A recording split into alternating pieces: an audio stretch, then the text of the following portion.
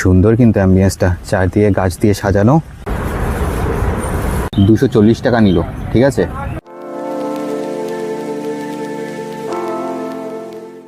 তো বন্ধুরা বেরিয়ে পড়েছি, আজকে অনেকটা দূর যেতে হবে। সেই ইকো পার্কে আজকে যাচ্ছি, তো দুখানা বাস চেঞ্জ করতে হবে। তো প্রথমে একটা বাসে গিয়ে উঠি, তাই না? চলো। দেখতে দেখতে বাস চলে আসলো, কিন্তু বাসে উঠে দেখি কোনো বসার জায়গায় পেলাম না।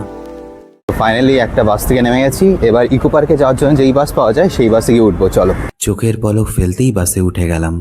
ইকো পার্কের এখানে নেমে গেলাম। এতটা রোদ্দুর না, অবস্থা খারাপ হয়ে যাচ্ছে। ভিতরে গিয়ে কিছু একটা খেতে হবে, মানে কোল্ড ড্রিঙ্কস কিছু খেতে হবে, বুঝলে তো। তো চলো আর একটু হেঁটে নেই। বাস আমাদের অনেকটা আগে নামিয়ে দিল আমার মনে হচ্ছে, আমি ঠিক চিনতে পারিনি। এবার দেখি হেঁটে হেঁটে যাই আর কি রোদের মধ্যে।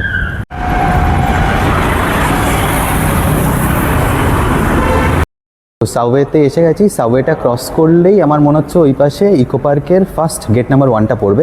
দেখো একবার সাবওয়েটা কি ক্লিন, মানে প্রথমবার আমি এই সাবওয়েতে আসলাম, খুবই ভালো লাগলো।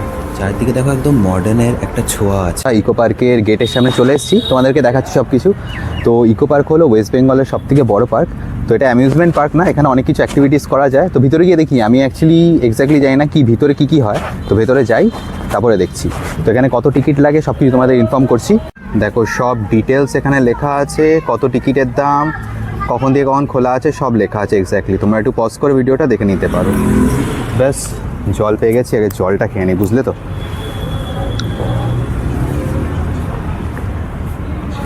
ওম শান্তি। চলো এবার ভেতরে।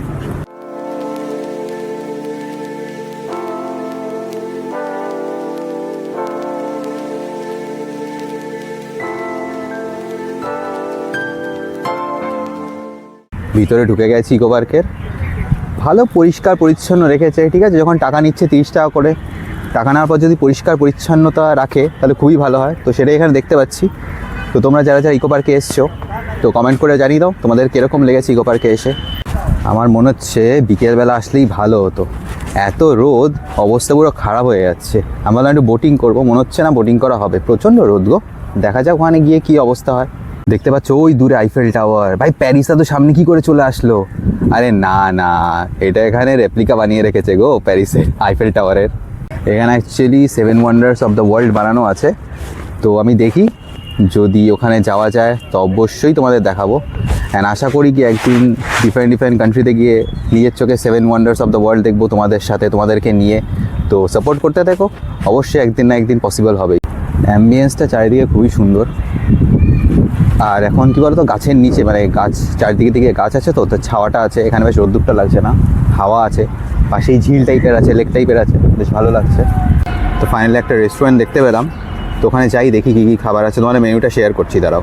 দেখো এখানে মেনুটা পুরো দেওয়া আছে, তো তোমরা ভিডিওটা পজ করে দেখে নিতে পারো।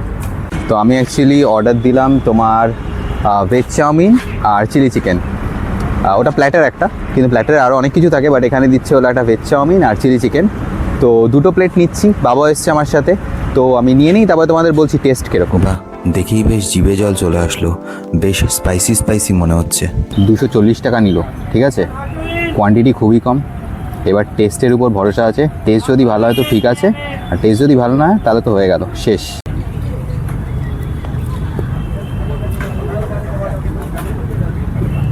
নুডলসটা না প্রচণ্ড ড্রাই।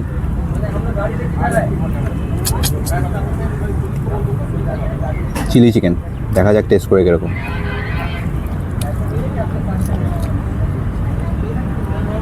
ঠিকঠাক গো,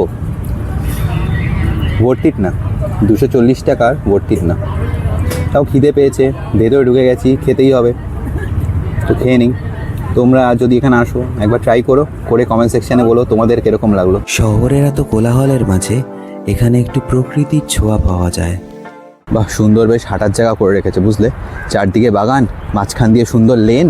তোমায় দেখাচ্ছি, দাঁড়াও। খুবই সুন্দর জায়গা, খুবই সুন্দর। আপনজনের সাথে বিকেল বেলায় এখানে এসে তোমরা বেশ ভালো সময় কাটাতে পারবে। তোমরা একটা বেস্ট টাইম এখানে আসা হলো শীতকালে, এমনি আসতে পারো, বাট বিকেলবেলা। দুপুরবেলা কখনই আমি রেকমেন্ড করবো না, আমি ভুল করেছি। দুপুরবেলা এসে তোমরা বিকেলবেলা আসো, এনজয় করো, ভালো লাগবে। তোমরা যারা নেচারকে ভালোবাসো, এখানে অনেক রকমের গাছ, অনেক রকমের ফুল গাছ, সব রকম কিছু আছে। আর গোলাপের তো ভ্যারাইটিস কত, মানে আমি মনে হয় লাইফে এত রকমের কালারের গোলাপ দেখিনি। এখানে ফার্স্ট টাইম। বাড়িতে গোলাপ গাছ আনলেও ছোটো ছোটো গোলাপ হয়, বাট এখানে কত বড় বড়, তোমরা আসলে এখানে বুঝতে পারবে।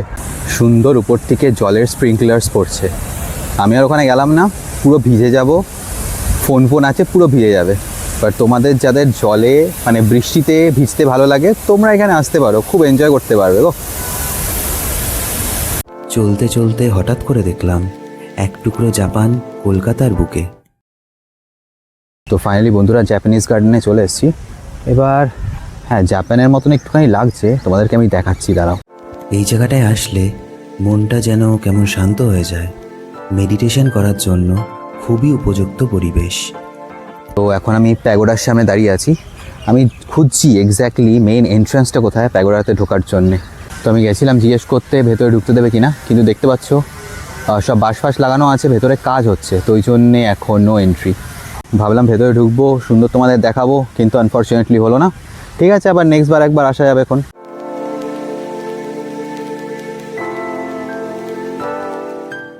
সুন্দর কিন্তু অ্যাম্বিয়েন্সটা, চারদিকে গাছ দিয়ে সাজানো।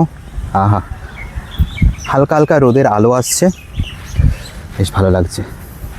বন্ধুরা ফাইনালি আমি প্যারিসে চলে এসেছি, মানে আইফেল টাওয়ারের সামনে, যেটা ওয়েস্ট বেঙ্গলে আছে, ইকো পার্কের মধ্যে। তোমাদেরকে দেখাচ্ছি, দাঁড়াও।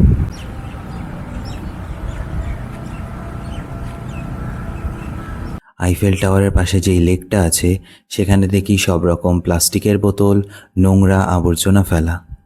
সবাইকে রিকোয়েস্ট করছি একটু সাবধানে, যদি এগুলি ডাস্টবিনে ফেলা হয় খুবই ভালো হয়, নাহলে বেকার সিটিটাকে নোংরা করা হচ্ছে। চলো এবার বেরানো যাক, কারণ কি এখানে অন্য আর কিছু তো খোলা নেই। তো এবার বেরোই, এবার বাসের জন্য ওয়েট করি। বাড়ি যেতে তো আজকে অনেক টাইম লেগে যাবে, কারণ কি দুখানা বাস চেঞ্জ করতে হবে, আর এই টাইমটা এখন অফিস টাইম, মানে অফিস থেকে লোকেরা বাড়ি যাবে, তো ভালোই ভিড় হবে। তো আমি একটা কাজ করি, বাইরে গিয়ে তোমাদের সঙ্গে কথা বলছি, ঠিক আছে? চলো। হ্যালো বন্ধুরা, বুঝতেই পারছো প্রচণ্ড টায়ার্ড। আমি বাড়িতে এসেই আর কোনো ফ্রেশ হয়নি, এমনি শুয়ে পড়েছি। এত বাসে ভিড় ছিল, তার মধ্যে আবার 3টে বাস ছাড়তে হয়েছে। মানে আমি বাসে দেখি গেটের মধ্যে লোক ঝুলে ঝুলে যাচ্ছে। তো 4 নম্বর বা 5 নম্বর বাসে উঠলাম, তাও দাঁড়িয়ে দাঁড়িয়ে ঠেলা খেতে খেতে বাড়িতে আসলাম। প্রচণ্ড টায়ার্ড হয়ে গেছিলাম, শুয়ে পড়েছিলাম। তখন আমি ভাবলাম কি একটু উঠে, এখন 9:30 বাজে, তো উঠে আমি আজকে তোমাদের দেখাচ্ছি আমি আজকে কী ডিনার করবো। এই যে মুড়ি, আজকে মুড়ি খাবো, মুড়ি খেয়েই ডিনার করব, আর তারপর শুয়ে পড়বো, আর ইচ্ছে করছে না কিছু করতে। তো তোমরাও ডিনার করে নাও, দেখা হচ্ছে পরের ব্লগে। সবাইকে গুড নাইট, টাটা।